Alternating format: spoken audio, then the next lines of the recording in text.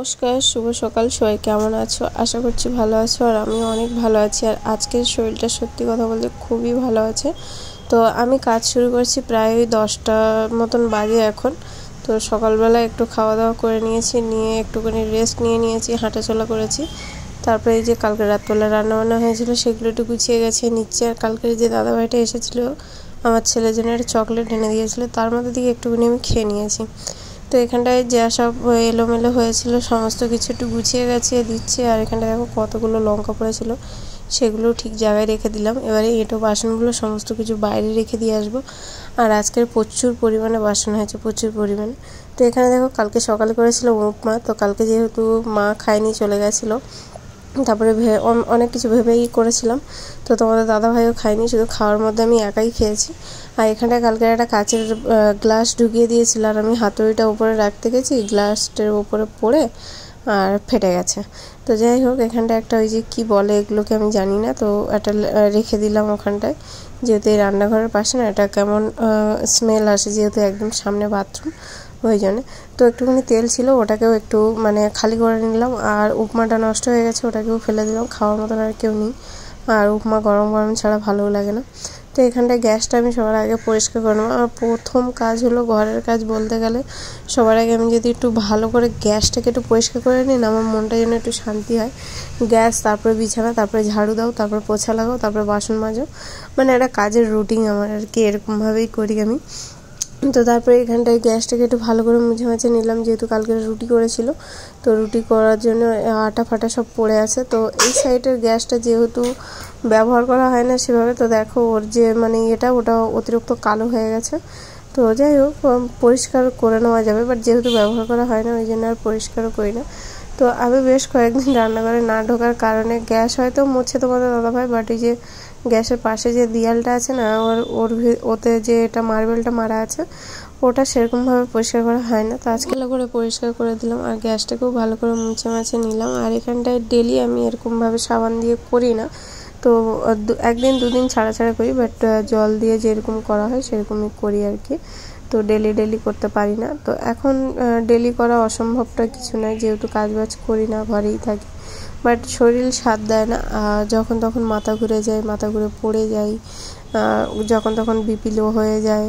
আর যেহেতু একটু সুগার আছে, থাইরয়েড আছে, তো আমি হেলথ সেন্টারে গেছিলাম, সেখানটায় বলছে তোমার এই বয়সে এই সুগার, থাইরয়েড। আর আমার মানে প্রেগনেন্সির ফার্স্টের দিকেই যখন আমার এই যে গা মাথা ঘুরতো তখনই বুঝেছিলাম যে মানে সুগার হলেও হতে পারে। তো আমাদের মানে আমার বাপের বাড়ি ফ্যামিলির মধ্যে শুধু আমার মেজদিরই সুগার আছে, তো সেই হিসেবেই আমার ডাউটটা করা হয়েছিল আর কি। তো যাই হোক, থাইরয়েড তো আমারও আছে, আমার বড়দিরও আছে। আর আমার মারা তো ওরা টেস্ট করে না, যার জন্য বোঝা যায় না। তো যাই হোক, এখানটায় তারপরে এই যে ভাবছিলাম যে ওই দিকতে ঝাড় দিয়ে বের করে এই দিকে নিয়ে আসবো, বাট হলো না। এত পরিমাণে জোরে হাওয়া দিচ্ছে যে সমস্ত কিছু আবার ভেতর দিকে নিয়ে চলে যাচ্ছে। তো এই কারণে কী করলাম, দরজা মুখ থেকে ঝাড় দিয়ে ভেতর দিকে নিয়ে চলে যাচ্ছি আমি। তো কালকেরই একটা গার্বেজ পেপার নিয়ে আসা হয়েছে। আর আমার মনটা খুব খারাপ, যেহেতু কাচের গ্লাসটা ভেঙে গেছে। এর আগে একটা ভেঙে গেছিলো, ফের আবার এই একটা ভেঙে গেল। তো যাই হোক, ওই দুটো কিনেছিলাম 49 টাকা দিয়ে, মানে 99 টাকা দিয়ে কিনেছিলাম মল দিয়ে। তো আর জিনিস দুটোই ভেঙে গেছে, আর একটাও নেই। তারপরে এই যে ভালো করে ঝাড়পাট দিয়ে ঘরটাকে একটু মানে ভালো করে মুছে নিচ্ছি। যেহেতু তোমরা সবাই জানো যে আমি দুবার করে ঘর মুছি, একবার ঘর মুছি না, তো এই জন্য দুবার করেই ঘর মুছি। প্রথমে একটু মানে ভিজে করে মুছে নিই, তারপরে আমি একদম শুকনো করে মুছে পাখা ছেড়ে দিই। বিছানাটা সকালবেলায় ছেড়েছিলাম, তো আমার ছেলে এলোমেলো করে দিয়ে স্কুলে চলে গেছে, তো ওটাকে পরে ঠিক করে নেবো। ওর উপরে ময়লা বলতে সেরকম কিছু নেই। তো পাখাটা ছেড়ে দিয়েছি দিয়ে, আর এখানটায় এই যে চলে এসেছি। বাসন দেখো কত পরিমাণে বাসন পড়েছে। তো কালকে তোমাদের দাদাভাইয়ের কটা বন্ধু এসেছিলো, তো ওই জন্যে। আর কালকে রাত্রবেলা এখানটায় খাওয়া দাওয়া করে গেছে, ওই জন্য একটু বাসনের চাপটা বেশি পড়েছে। আর তাছাড়া আমাদের বাসনের চাপটা একটু পরেও বেশি, যেহেতু বাইরে বাসন মাজা হয়। আর এই অল্প করে ধুই না আমি, একবারেই মানে ধুয়ে নিই। তো এটা অনেকের কাছে সমস্যা মনে হতে পারে, বাট আমার কাছে এটাই সহজ, মানে একটাই। বারবার ওই জল ঘাঁটার থেকে একবারই জল ঘাঁটো, সেটাই ঠিক আছে। আর বিকালবেলা করে জল ঘাঁটা বা এ করা। তো যাই হোক, আমার এই এতগুলো বাসন মাজতে প্রায় কিন্তু 20 মিনিট মতন টাইম লেগেছিলো। আরও যদি আমি দাঁড়িয়ে বাসন মাজতাম তো হয়তো আমি আরও তাড়াতাড়ি মেজে নিতাম, কারণ বসে যেহেতু কাজ করি না ওই জন্যে মানে টাইম লাগে একটু। আর এই একটা পিঁড়ে নিয়ে প্রথমত বসেছিলাম, বাট দেখছি যে ঝুঁকতে পারছি না বেশি, তো ওই জন্য আবার দুটো পিঁড়ে নিয়ে বসলাম। আর তোমাদের দাদাভাই কিন্তু দুটো পিঁড়ে নিয়েই বাসন মাজে, তো ওই জন্য আমিও দুটো পিঁড়ে নিয়ে নিয়েছি। তো এখানটায় দেখো এক এক করে বাসন ধুয়ে নিচ্ছি। আর বাসন ধুইতে দেখো সেরকম কোনো সমস্যা হয় না, বাট আমার তো কোনো রকম কোনো সমস্যা হয় না। আমার প্রায় ধরো বলতে গেলে এরকম ডেলি বাসন পড়ে, তাও কিন্তু আমি বিরক্ত হই না, বাট যারা করে না তারা একটু বিরক্ত হয়েই যায়। তো যাই হোক, এখানে উপমাটা ছিল, উপমাটা ফেলে দিয়েছি, দিয়ে সমস্ত কিছু এই যে মেজে গুজে নিচ্ছি। আর তাড়াতাড়ি কাজ বাজ করে নেওয়ার কারণ একটাই ছিল যে আজকে আমার হেলথ সেন্টারে যাওয়ার কথা ছিল। আমাকে ফোন করে বলেছিল যে ব্লাড টেস্ট আর সুগার টেস্ট, মানে থাইরয়েড টেস্ট আর সুগার টেস্টের জন্য যেতে। তো আমি বলেছিলাম যে বাড়িতে কেউ নেই, তো কি করব, পরে যাব। তো বললো যে আর সোমবার করে তোমাদের দাদা ভাইয়ের অফিসেও কাজ থাকে প্রচুর পরিমাণে, তো ওই জন্য আমি না করেছিলাম। তো বললো 1টার দিকে এসে করে যেও, নয়তো নেক্সট মানডে এসে করে যাবে।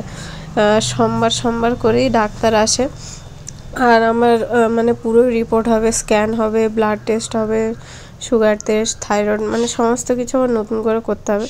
তো আমি তোমাদের দাদাভাইকে দুপুরবেলায় বলছিলাম যে যেহেতু সমস্ত কিছু আবার আমাকে নতুন করেই করতে হবে, তো এত টাকা খরচা করে আমার করার কোনো কারণই ছিল না।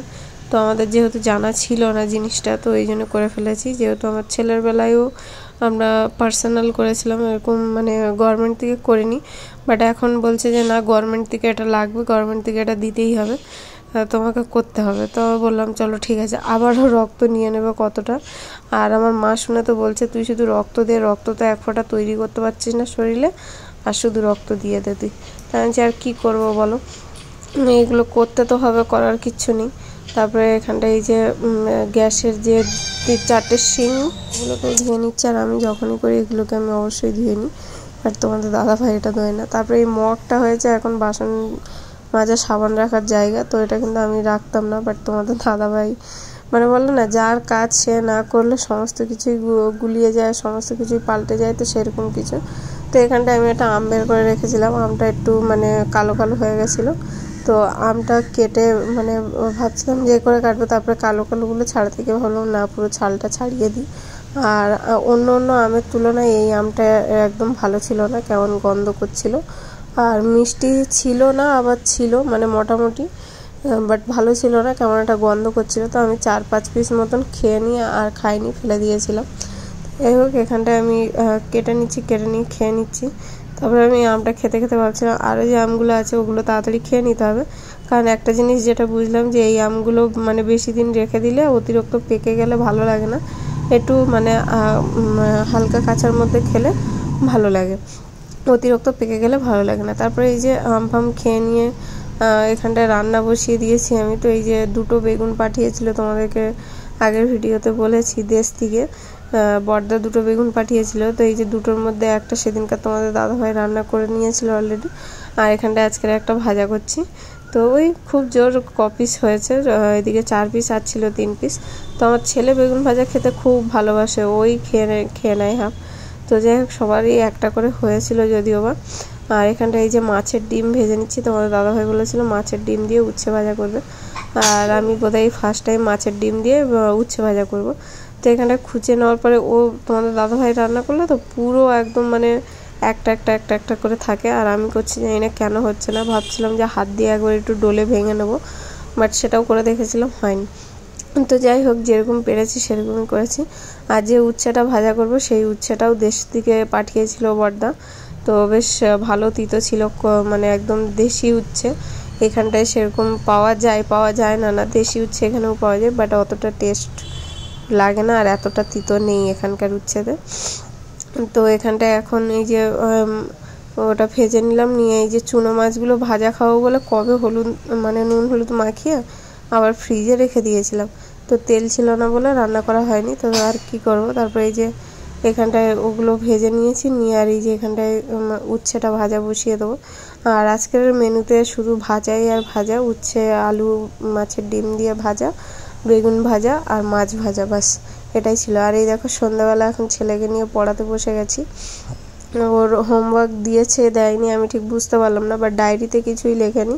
তো আমি ভাবলাম বইগুলো যেহেতু দিয়েছে তাহলে ওকে হোমওয়ার্কগুলো করিয়েই নি। আর তোমার দাদাভাইকে বলে দিলাম যে তুমি যখন যাবে একবার ডায়েরিটা খুলে দেখে নেবে, না তোর ম্যামকে জিজ্ঞাসা করে নেবে, কারণ এটা বড় কনফিউজের মধ্যে থাকে। তো আজকের দেখি প্রায় 6:30 পৌনে 7 মতন বাজে, আর আমাদের এখানকার ওয়েদার এখনও কিন্তু এরকম আছে। তারপর এখানটা গিয়ে দেখছিলাম যে বাইরে কি হচ্ছে না হচ্ছে। তো চলো, ভিডিওটা ছিল এই অবধি। ভালো লাগলে লাইক করো, কমেন্ট করো, শেয়ার করে দিও, সাবস্ক্রাইব করে অবশ্যই পাশে থেকো। সবাই ভালো থাকবে। চলো টাটা, বাই।